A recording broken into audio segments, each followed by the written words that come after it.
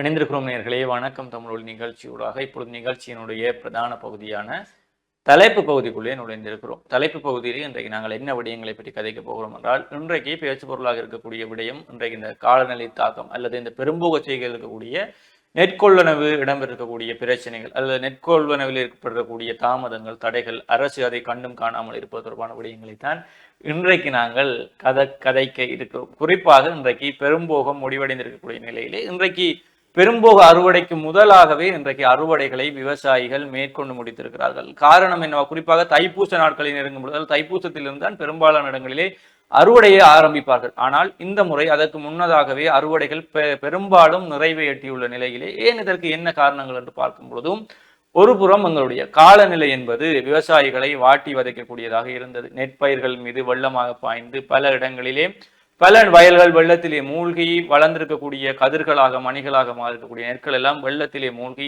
அழுகி போகின்ற நிலையை பல இடங்களிலே நாங்கள் பார்த்திருந்தோம். சமூக வலைத்தளங்களூடாகவும் பார்த்திருந்தோம். குறிப்பாக அண்மையில் கூட சமூக வலைத்தளங்களில் ஒரு புகைப்படம் வந்து வைரலாகி இருந்தது. அதாவது மட்டக்களப்பிலே இருக்கக்கூடிய இந்த வெள்ளத்துக்குள்ளே சுழியோடி போய் தன்னுடைய வயலிலே இருக்கக்கூடிய நாற்றை புடுங்கி வந்து வெளியிலே வெள்ளத்திலே நின்றபடி கைகளை தூக்கி காட்டும் விவசாயியினுடைய படம் ஒன்று என்பது மனதிற்கு நெருக்கலை கொடுக்கக்கூடிய ஒரு விடயமாக இருந்தது. அந்த அளவிற்கு வெள்ளம் என்பது விவசாயிகளை வாட்டி வதைக்கக்கூடிய விடயமாக இருக்கிறது. குறிப்பாக இலங்கையிலேயே ஒரு ஏக்கரில் பயிர் செய்வதற்கே பல லட்சங்கள் தேவைப்படும் பொழுது இந்த விவசாயிகளுடைய நிலைமை வெள்ளத்தோடு வெள்ளமாக அடிபட்டு செல்வது என்பது மிக கவலை அவர்களுக்கு கொடுக்கக்கூடிய விடயமாக இருந்தாலும் பல இடங்களில் வெள்ளத்தோடு வெள்ளமாக விவசாயிகள் அறுவடையை முடித்திருக்கிறார்கள். இவ்வளவு காலமும் இயந்திரங்களை நெல் அறுவடை இயந்திரங்களை பாவித்த மக்கள் இந்த முறை இயந்திரங்களை பாவிக்க முடியாமல் கைகளாலேயே வெள்ளத்துக்குள் நின்று நெற்களை வெட்டி முடித்ததையும் பார்க்கக்கூடியதாக இருந்தது. அதற்கு பிறகு இந்த நெல்லினுடைய ஈரப்பதன் அல்லது அதை பாதுகாப்பதற்கு எந்த நடவடிக்கைகளை எடுக்க போகிறார்கள் என்று இருக்கும் பொழுதும் மழை காலநிலை காரணமாக வீதிகளிலே காயப்படும் நிலை கூட முடியாமல் போனது விவசாயிகளுக்கு. என்றால் மழை அதை காயவிட முடியாமல் இருக்கும் பொழுதும் இந்த வாய்ப்பை தனியார் கொம்பனிகள் அல்லது தனியார் முதலாளித்துவ அரிசி ஆலைகள் என்ன செய்தார்கள் என்றால் கனகச்சிதமாக பயன்படுத்திக் கொள்ள முயற்சித்தார்கள் என்றுதான் கூறிக்கொள்ள வேண்டும். அதனால்தான் இன்றைக்கு அரசுக்கு எதிராக இவ்வளவு போராட்டங்கள் அல்லது இவ்வளவு எதிர்ப்புகள் வலுக்கின்றனால் இந்த அரசு ஆரம்பத்தில் வரும்பொழுதே விவசாயிகள் மற்றும் கடற்தொழிலாளர்களுக்கு ஆதரவாக இருப்போம் என்றுதான் வந்தார்கள். விவசாயிகளுக்கும் கடற்தொழிலாளர்களுக்கும் மானியம் கொடுப்போம், அவர்களது முயற்சிகளுக்கு ஊக்குவிப்போம் என்று கூட இந்த அரசு தங்களுடைய தேர்தல் வாக்குறுதிகளை வழங்கியிருந்தார். ஆனால் இன்று வரை நெல் கொள்வதற்கான கட்டுப்பாட்டு அரிசி விலையை நிர்ணயிக்கவில்லை என்பது விவசாயிகள் மத்தியிலே மிகப்பெரிய ஒரு கவலையையும் தர்மசங்கடமான நிலையையும் உருவாக்கக்கூடிய விடயமாக மாறிக்கொண்டே இருக்கிறது. இந்த வாய்ப்பை சரியாக பயன்படுத்தி கொண்ட தனியார் முதலாளிகள் என்ன செய்கிறார்கள் என்றால், நெல் கொள்வனவிலே தாங்கள் அதிகமாக ஈடுபட்டு விவசாயிகளிடமிருந்து குறைந்த விலைக்கு, குறிப்பாக மழையினால் நெல்மணிகள் பாதிக்கப்பட்டிருந்தன, தரம் கொண்டிருக்கின்றன, மிக குறைந்த விலையிலே நெல்லை கொள்வனவு செய்ய முயற்சித்து வருவதாக பல பிரதேசங்களிலிருந்தும் மக்கள் கூறிக்கொண்டிருக்கிறார்கள். ஆனால் வடக்கிலே இந்த பிரச்சனை ஓரளவுக்கு கட்டுப்படுத்தப்பட்டிருக்கிறது. குறிப்பாக வடக்கு ஆளுநர் மற்றும் கூட்டுறவு அமைப்புகள் ஒன்றாக இணைந்தும் கூட்டுறவினால் இந்த நெல் கொள்வனவை மேற்கொள்ள வேண்டும் என்று எடுத்துக்கக்கூடிய முடிவானது வடக்கிலே இந்த தனியார் முதலாளிகளுடைய விலை நிர்ணயம் அல்லது அவர்களுடைய சுரண்டல் அல்லது இடைத்தரகளுடைய சுரண்டல் என்பதை மிகப்பெரிய அளவிலே குறைத்து வைத்திருக்கிறது. குறிப்பாக வடக்கு ஆளுநர் மற்றும் வடக்கு இருக்கக்கூடிய கூட்டுறவு சங்கங்கள், வடக்கு கூட்டுறவு அபிவிருத்தி வங்கி என்பன இணைந்து இந்த முறை அதிகளவான நெல்லை, குறிப்பாக மொத்த உற்பத்தியில் 10% நெல்லை கூட்டுறவு சங்கங்களூடாக நாங்கள் பெற்றுக்கொள்ள வேண்டும், கூட்டுறவு சங்கங்களூடாக நாங்கள் அதை களஞ்சியப்படுத்த வேண்டும் என்று எடுத்துக்கக்கூடிய அந்த முயற்சியானது பெருமளவில் இன்றைக்கு வெற்றியை கொடுத்தது. குறிப்பாக பூநகரி, வட்டக்கட்சி மற்றும் இந்த கிளிநொச்சி தாண்டிய அந்த கரைத்துறை பெற்ற பிரதேசங்கள், முல்லைத்தீவு பிரதேசங்களில் பெருமளவிலே விவசாயிகளிடமிருந்து நியாயமான விலையிலே இந்த நெல் பெற்றுக்கொள்ளப்பட்டிருக்கிறது என்பது ஒருபுறம் விவசாயிகளுக்கு சந்தோஷம் கொடுக்கக்கூடிய விடயமாக இருந்தாலும் பல இடங்களிலே இந்த தனியார்களுடைய சுரண்டல்கள் இடம்பெற்றதை நாங்களும் பார்க்கக்கூடியதாக இருந்தது. குறிப்பாக இந்த நெல்லை வளமையாகவே உலர்ந்த நெல்லை விற்கக்கூடிய விவசாயிகள் இந்த முறை ஈர நெல்லை குறைந்த விலைக்கு விற்கக்கூடிய நிலைக்கு தள்ளப்பட்டிருக்கிறார்கள். குறிப்பாக உலர்த்தும் இயந்திரங்கள் பல இல்லாமல் இருப்பினும் இந்த முறை கூட்டுறவு சங்கங்கள் சில தங்களுடைய உலர்த்தும் ஆலைகளை மீண்டும் இயங்க வைத்துக்கணும். குறிப்பாக விஸ்வமடு பலனோக கூட்டுறவு சங்கம் தங்களுடைய 10 வருடங்களுக்கு பிறகு தங்களுடைய நெல் உலர்த்தும் அந்த ஆலையினை மீண்டும் வடக்கு கூட்டுறவு அபிவிருத்தி வங்கியினுடைய முயற்சியோடு இணைந்து அதை மீண்டும் இயக்க ஆரம்பித்து பல 1000 கிலோக்கள் நெல் அங்கே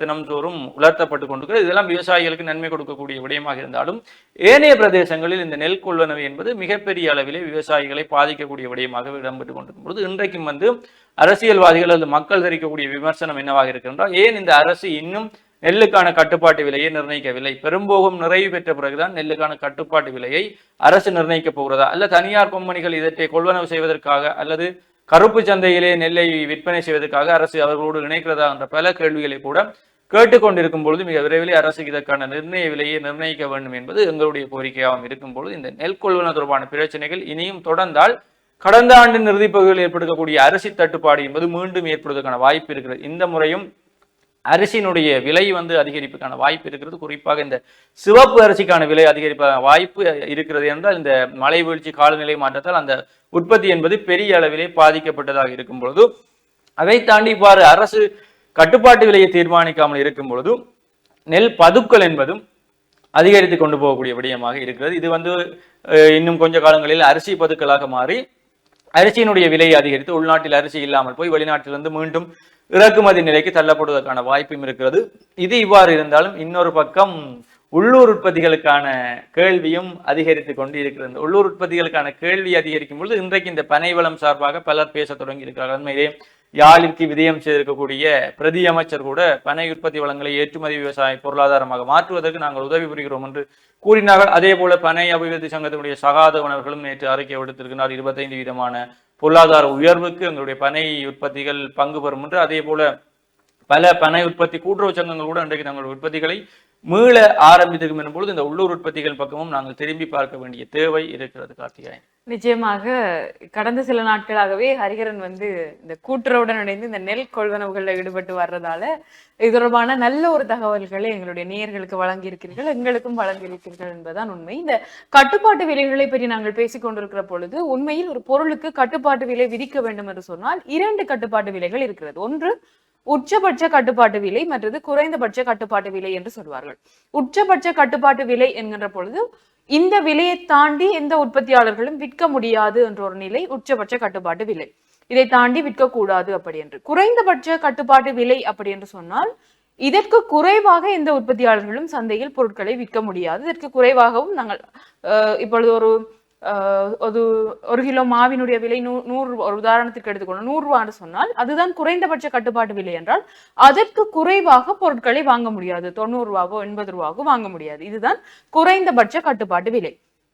உச்சபட்ச கட்டுப்பாட்டு விலை யாரை பாதுகாக்கும் அப்படின்னு சொன்னால் நுகர்வோரை பாதுகாக்கும். இதற்கு மேல் சந்தையில் விற்க முடியாது எந்த உற்பத்தியாளர்கள் என்று சொன்னால் நுகர்வோர்கள் பாதுகாக்கப்படுவார்கள்.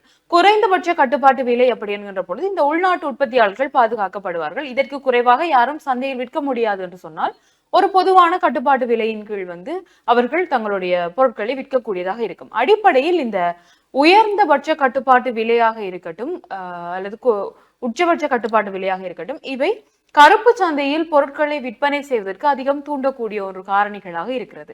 இப்படியான சூழ்நிலை தான் நாட்டில் நிலவி வரக்கூடியதாக இருக்கிறது. அதிலும் இன்று எதிர்க்கட்சி தலைவர் சஜித் பிரேமதாச என்ன சொல்லியிருக்கிறார்னு சொன்னால், மலிவு விலையில் அரிசிகளை வழங்குங்கள், பொதுமக்களுக்கும் நுகர்வோர்களுக்கு வழங்குங்கள் அப்படி என்ற ஒரு கருத்தை வெளியிட்டிருக்கிறார். ஆனால் இப்படி பல வெள்ளத்தால் பாதிக்கப்பட்டிருக்கக்கூடிய உற்பத்தியாளர்களும் அந்த உற்பத்தி செய்திருக்கக்கூடிய நெல்லை சரியான முறையில் களஞ்சியப்படுத்தக்கூடிய கூட வசதி இல்லாத நிலையில் இருக்கக்கூடியவர்களுக்கு இப்படி தட்டுப்பாடு நிலவக்கூடிய இந்த சூழ்நிலையில் மலிவு விலையில் வழங்குவது என்பது உற்பத்தியாளர் நலன்களை பாதிக்கும் என்ற ஒரு கேள்வி வருகின்றது. அடிப்படையில் உற்பத்தியாளர் நலன்கள், நுகர்வோர் நலன்களை கருத்தில் கொண்டு அரசாங்கம் சரியான ஒரு விலை நிர்ணயத்தை மேற்கொள்ள வேண்டும் அப்படி என்பதுதான் எங்களுடைய கருத்தாக இருக்கிறது. இப்படி அரிசி நெல் என்ற ஒரு பிரச்சனைகளை பார்த்து கொண்டிருக்கிற பொழுது இன்றைய நாளின் பத்திரிகையில் நாங்கள் பார்க்கக்கூடியதாக இருந்தது இந்த புளியினுடைய விலை.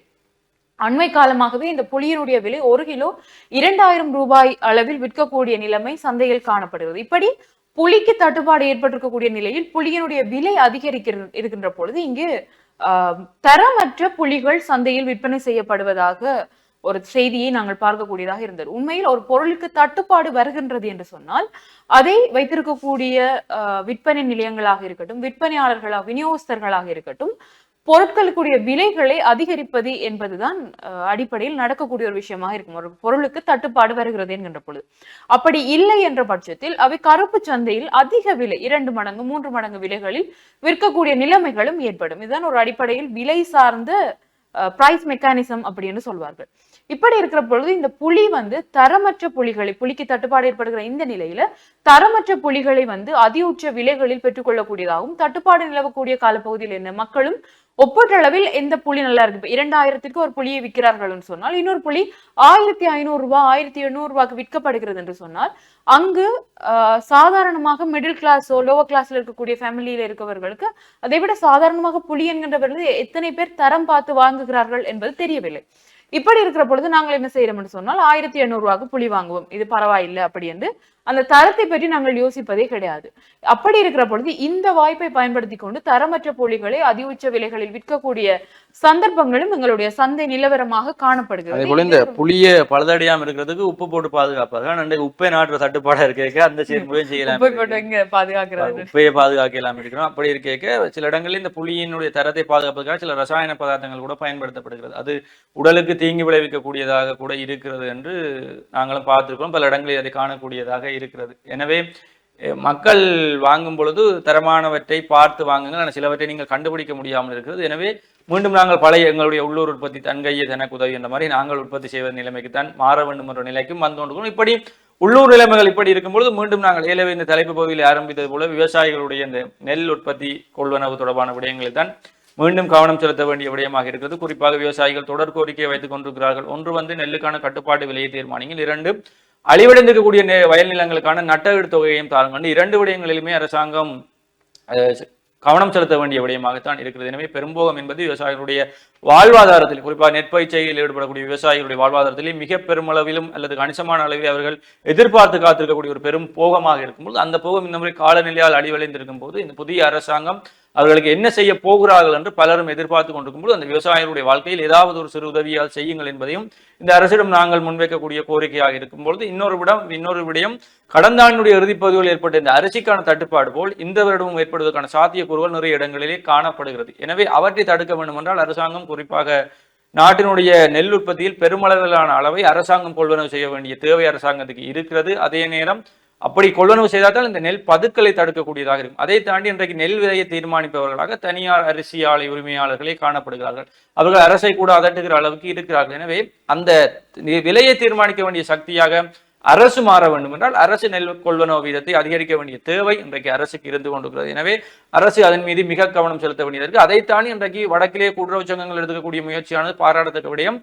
கூட்டுறவு நெல்லினுடைய விலையை தீர்மானிக்கும் சக்தியாக உருவாவதற்கான அடிப்படை விடயமாக இதை பார்க்கக்கூடியதாக இருக்கிறது. ஒருவேளை கூட்டுறவு சங்கங்கள் இதே போக்கிலே செயற்பட்டு கூட்டுறவினூடாக அதிக அளவு நெல்லை கொள்வனவு செய்யும் பொழுது விலையை தீர்மானிக்கும் சக்தியாக கூட்டுறவு மாறுவார்கள். அது விவசாயிகளுக்கும் நியாயமான விலையில் நெல் கொள்வனவாகவும் பயனுள்ளதாகவும் அமையப் போகிறது. எனவே கூட்டுறவு என்பது எங்களுக்குள்ளே இருக்கக்கூடிய வளங்களை நாங்களே மாற்றி பயன்படுத்தக்கூடியதாக இருக்கும் பொழுதும் அது எங்களுக்குள்ளேயே அது சுற்றி எங்களுக்கு பயனை கொடுக்கக்கூடியதாக இருக்க போகிறது. அதை தாண்டி இன்னொரு விடயம் நாங்கள் இந்த விடயங்களிலே பேசியாக வேண்டும். விவசாயிகளிடம் தான் இதை பேச வேண்டும். குறிப்பாக இன்றைக்கு இன்றையோடு மழை குறைய போகிறது. இந்த மழையுடனான காலநிலை இன்றையிலிருந்து விலகும் போது என்பது விவசாயிகள் இந்த அறுவடை செய்த நெல்லை பலரும் வீதிகளிலே காயப்படுவதை நாங்கள் பார்த்திருக்கிறோம். அது உங்களுடைய வழக்கமான பணிகளாக இருந்தாலும் கூட பல இடங்களிலே வீதியால் செல்ல முடியாத நிலைமை காணப்படும். பொது போக்குவரத்துகளை பயன்படுத்தும் பொழுது அது பொது போக்குவரத்தில் ஈடுபடக்கூடியவர்களுக்கு அசௌகரியங்கள் இல்லாத விடயங்களாக பார்க்க வேண்டும். உங்களுடைய நிலைமை புரிகிறது நெல்லை உடனடியாக காய வைக்க வேண்டும் என்று நெல் உலர்த்தும் தளங்கள் பல அமைக்கப்பட்டிருக்கின்றன. அதை தாண்டி இன்றைக்கு நீங்கள் வீதிகளிலே செய்யும் பொழுது விபத்துகள் ஏற்படுவதற்கான வாய்ப்புகள் பல இடங்களிலே காணப்படுது. குறிப்பாக கடந்த ஆண்டில் கூட பெரும்போகம் அல்லது